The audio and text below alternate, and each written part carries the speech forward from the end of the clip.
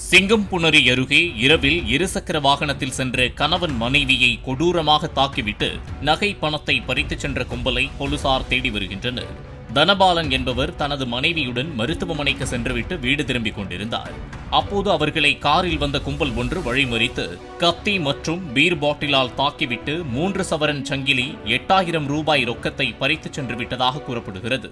வண்டி லைட்டை அடிச்சாங்க. அடையாளமே தெரியாம பார்க்க முடியாத அளவுக்கு முதல்ல லைட் வண்டியை தாக்குறாங்க. வண்டியை தாக்குன சொல்ல வண்டியில இந்த சாவியை எடுத்துட்டு டக்குன்னு எங்க வீட்டுக்காரர் அடிக்கிறாங்க. பாட்டில வச்சு தலையிலே அடிச்சு, அவர் ஏற்கனவே ஹார்ட் பேஷண்ட் தான். டாக்டர்கிட்ட செக்கப்புக்கு கூட்டிட்டு போனேன். போயிட்டு வந்து அவர் ஐயோ அவர் அடிக்காதீங்க அடிக்காதீங்க, நான் எவ்வளவோ போராடுறேன், அழுகுறேன், போய் குறுக்க அப்படியே பார்த்தா என் கையை அவங்க அடிச்ச அடி என் கையில பட்டு பாட்டில் வந்து என் கையை கிழிச்சிருச்சு. அதாவது அவங்கள மயங்குற அளவுக்கு அடிக்கிறேன். தெளிவா இருந்தா பின்னாடியே ஃபாலோ பண்ணிடுவோம், போலீஸ் சொல்லிடுவோங்கிற மாதிரி